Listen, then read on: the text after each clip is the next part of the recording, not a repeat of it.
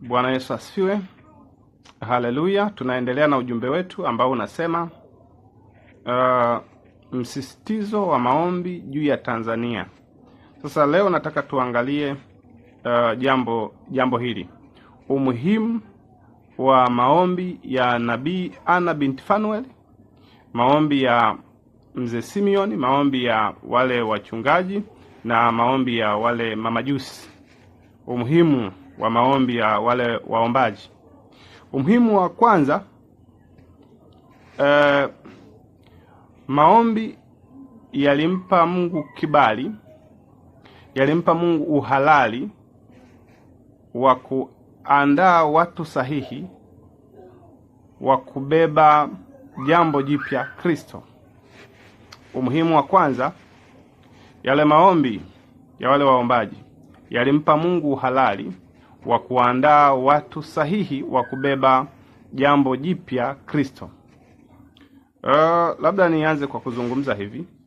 Mara nyingi au mara zote, kama kuna jambo jipya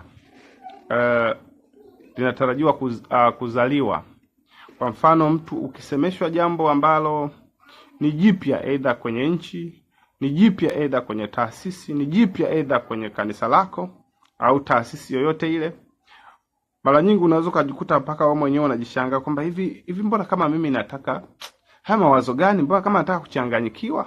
Kwa sababu ukitazama hamna mtu ambaye alishawahi kufanya jambo kama hilo katika taifa lako, katika taasisi uliopo. Hakuna mtu ambaye amewahi kufanya jambo kama hilo. Kwa hiyo unaona ni jambo la ajabu kwa sababu ni jambo geni. Kwa hiyo linakupa changamoto. Unaona, watanionaje mimi? Nitaonekanaje mimi? Kwa hiyo inakuwa ni changamoto. Ndio maana mambo kama haya sasa ili yazaliwe yanahitaji mazingira ya kiroho. Mungu aingilie kati ili kuwaandaa hao watu ili wawe tayari sasa kubeba hayo mambo mapya, kubeba mawazo mapya ya Mungu. Sasa huwa sio rahisi tu mtu kukubali. Ndio maana inahitajika sasa waombaji. Waombaji tunapoomba kwa ajili ya taifa, manake Mungu anaanza kuwatafuta sasa baadhi ya watu katika nyanja mbalimbali ambao wanatakiwa sasa kubeba yale makusudi ya Mungu, kuyaweka katika utekelezaji, wawe tayari sasa kuyabeba. Kwa umuhimu wa yale maombi ya wale waombaji, yalimpa Mungu uhalali wa kuandaa watu sahihi wa kubeba jambo jipya Kristo. Sasa tuangalie jambo hili kutoka kwenye kitabu cha Luka ile sura ya kwanza. Tuangalie kabla Yesu hajazaliwa. Tuangalie sasa ule mchakato wa Yesu kuzaliwa kuwaje, kuhusishanisha na maombi ya wale waombaji. Luka sura ya kwanza kuanzia mstari wa 26 hadi wa 38. Lakini nitaanzia mimi kusoma ule mstari wa 34 hadi 38. Sasa nikupe tu kidogo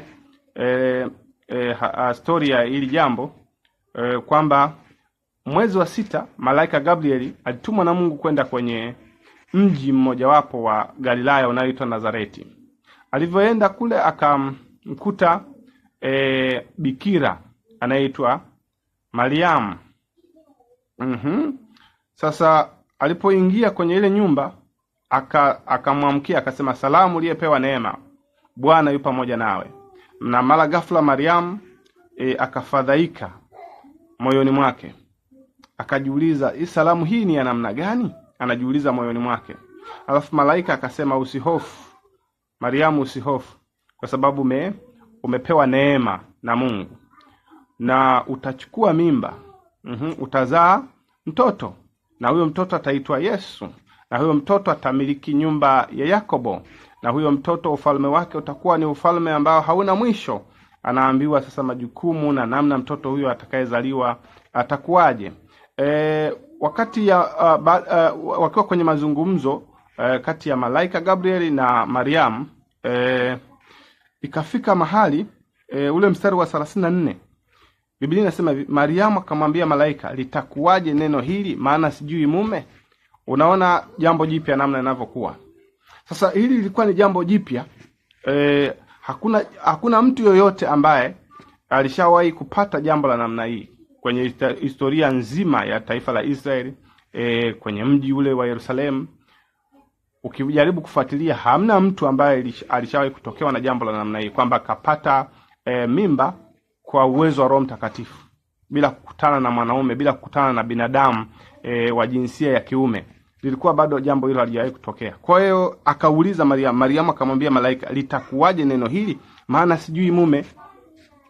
Unaona changamoto ya mambo mapya, wazo jipya likiachiliwa inakuwa changamoto kweli kweli. Lakini sasa nataka nikwambie yale maombi yale ya Nabii Ana binti Fanuel, yale maombi ya mzee Simeoni, yale maombi ya mamajusi, yale maombi ya wale wachungaji, ndiyo yalikuwa yanapelekea sasa kumwandaa huyu binti, huyu bikira, aweze kulipokea hili neno la Mungu ili liweze kuzaliwa. Bwana Yesu asifiwe. Maombi yalianza kufanya kazi. Hebu tusome hapa. Mstari wa 34 mstari wa 35 unasema, malaika akajibu akamwambia, Roho Mtakatifu atakujilia juu yako, na nguvu zake aliye juu zitakufunika kama kivuli. Kwa sababu hiyo, hicho kitakachozaliwa kitaitwa kitakatifu, mwana wa Mungu. Tena tazama, jamaa yako Elizabeti naye amechukua mimba ya mtoto mwanamume katika uzee wake, na mwezi huu ni wa 6 kwake yeye aliyeitwa tasa. Mstari wa 37, kwa kuwa hakuna neno lisilowezekana kwa Mungu. Mstari wa 38 unasema, Mariamu akasema, tazama mimi ni mjakazi wa Bwana, na iwe kwangu kama ulivyosema. Kisha malaika kaondoka kaenda zake. Ukitazama hii habari huwezi kuona kwamba kuna uhusiano wa yale maombi ya wale waombaji, lakini mimi nataka nikwambie kuna uhusiano kati ya maombi ya wale waombaji na kinachoendelea hapa, kwa sababu walichokuwa wanaombea wale waombaji walikuwa wanaombea habari za kuzaliwa jambo jipya, Kristo, kuzaliwa kwa Yesu Kristo, kuzaliwa kwa Masihi. Kwa hiyo sasa kuzaliwa kwa Masihi ndio huu mlolongo ambao tumekuwa tukiuangalia. Unaanzia kwa yule bikira Mariamu ambaye alitakiwa sasa ndio awe mtu ambaye anabeba lile jukumu. Kwa hiyo ni hakika kabisa, manake maombi pia yalikuwa yanamhusu hadi yule anayetakiwa kubeba sasa lile jambo jipya. Bwana Yesu asifiwe. Kwa hiyo wakati wanaomba, huyu Mariamu akitazama mazingira yanagoma. Hakuna mtu ambaye alishawahi kutokewa na jambo la namna hiyo, kubeba mimba kwa uwezo wa Roho Mtakatifu bila kukutana na jinsia ya kiume. Kijamii pia, kulingana na dini yao ya Kiyahudi, mazingira yalikuwa nakataa, kwa sababu huwezi ukapata mimba bila kuwa umeolewa, bila kuwa na mume ambao ni halali, amepitia katika mchakato halali wa dini yao. Kwa ilikuwa ikitokea hivyo nitakuwa upigwe mawe. Kwa mazingira yote ya kidini yanakataa, mazingira ya kimila yanakataa. Kwa unaweza ukakuta jambo jipya ambalo linatakiwa kuzaliwa Tanzania, mtu akasemeshwa, lakini akipiga mahesabu linagoma katika mazingira ya kimila za Kitanzania, linakataa katika edha taratibu za kisiasa za Tanzania, likagoma katika taratibu pengine za taasisi fulani. Kwa hiyo tunaposema maombi sasa ya kuombea taifa, hayo ndiyo yanaenda sasa Mungu, yanampa Mungu halali wa kuwatembelea watu ambao wanatakiwa kuandaliwa sasa ili waweze kubeba mambo mapya yaweze kuzaliwa katika taifa la Tanzania. Huo ndio umuhimu mkubwa wa yale maombi yalichofanya, maombi ya wale waombaji wale wanne. Bwana Yesu asifiwe sana. Kwa hiyo ni muhimu ujue kwamba maombi kwa ajili ya kuombea taifa, hili taifa letu la Tanzania, ni muhimu sana, kwa sababu yanawaandaa watu kifikra ili wawe tayari sasa kubeba mambo mapya. Bwana Yesu asifiwe.